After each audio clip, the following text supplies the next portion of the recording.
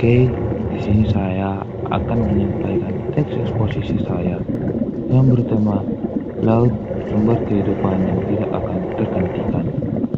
Dan saya akan mengerjakan tugas yang diberikan oleh Pak Diki. Selamat pagi teman-teman. Pernahkah kita membayangkan bumi tanpa laut, tanpa deburan ombak, tanpa ikan yang melompat di permukaan air, dan tanpa birunya samudera yang menenangkan pandangan? Laut bukan sekedar hamparan air asin yang sangat luas. Laut adalah sumber kehidupan bagi manusia, menyokong ekonomi dunia dan menjaga keseimbangan iklim di dunia. Namun, di balik keindahannya, laut kini menghadapi berbagai ancaman serius yang menuntut perhatian kita semua. Laut memiliki peran yang sangat penting bagi keberlangsungan hidup manusia dan makhluk hidup lainnya yang di bumi. Sayangnya, eksploitasi berlebihan, pencemaran, serta perubahan iklim telah mengancam keberlanjutan ekosistem laut. Oleh karena itu, laut harus dijaga dan dimanfaatkan secara bijak agar tetap menjadi sumber kehidupan yang lestari.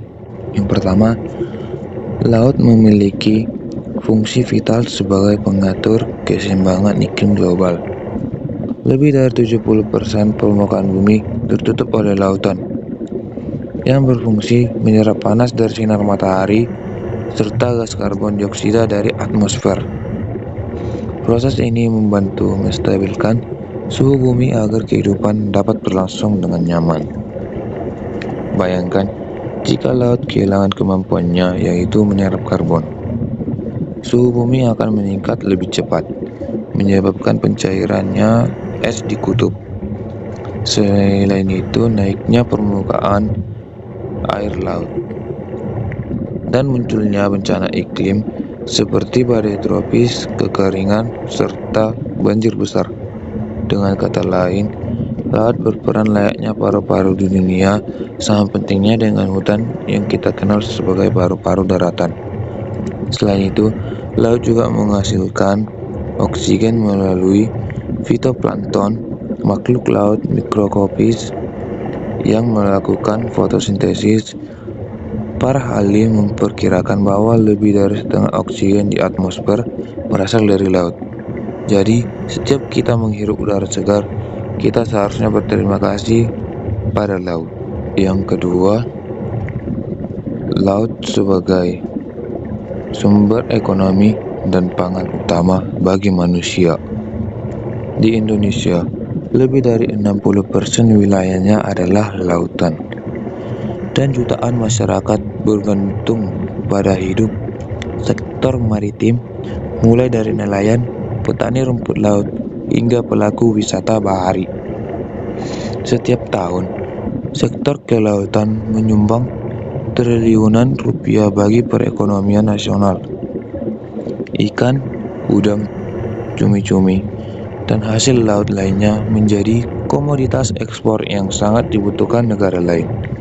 Selain itu, laut juga menyimpan sumber daya energi seperti minyak bumi, gas alam, bahkan energi baru terbarukan dari gelombang dan arus laut.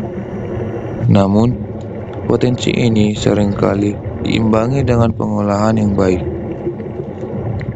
Overfish atau penangkapan ikan berlebihan menyebabkan populasi ikan menurun drastis. Banyaknya nelayan yang kini harus melaut lebih jauh untuk mendapatkan hasil tangkapan yang layak. Bukan beberapa jenis ikan seperti tuna sirip biru dan kerapu telah terancam punah akibat eksploitasi tanpa kendali. Selain itu, ekonomi laut juga berperan penting untuk ketahanan pangan dunia. Laut menyediakan sumber potensi hewani yang murah dan bergizi tinggi. Di banyak daerah pesisir, ikan adalah makanan pokok yang tak tergantikan. Jika ekosistem laut rusak, ketersediaan pangan manusia pun ikut terancam. Yang ketiga, Laut adalah rumah bagi jutaan spesies makhluk hidup, mulai dari plankton mikroskopis, ikan kecil, penyu, hingga paus biru yang menjadi hewan terbesar di bumi. Terumbu karang menjadi habitat bagi lebih dari 25% spesies laut di dunia. Padahal luasnya kurang 1% dari seluruh lautan. Indonesia sendiri terkenal sebagai segitiga terumbu karang dunia karena memiliki keanekaragaman hayati laut tertinggi di planet ini. Namun, sayangnya sekitar 30% terumbu karang di Indonesia telah mengalami kerusakan akibat pencemaran, pengeboman ikan, dan perubahan suhu laut. Jika hanya itu tidak masalah, tetapi sampah plastik juga sangat memprihatinkan. Setiap tahun, jutaan ton plastik masuk ke laut. Hewan lalu sering kali memakan plastik karena mengiranya sebagai makanan. Penyu bisa mati tersedak kantong plastik. Ikan mengandung mikroplastik yang akhirnya dikonsumsi manusia, dan rantai makanan laut pun terganggu. Kerusakan ekosistem ini menunjukkan betapa besarnya dampak tindakan manusia terhadap kehidupan laut. Meski tantangan begitu besar, harapan untuk menyelamatkan laut masih terbuka lebar. Pemerintah, organisasi lingkungan, dan masyarakat harus bekerja sama menjaga kebersihan serta keberlanjutan laut. Beberapa langkah nyata yang bisa dilakukan antara lain yaitu mengurangi penggunaan plastik sekali pakai, melakukan daur ulang dan tidak membuang sampah ke sungai maupun pantai,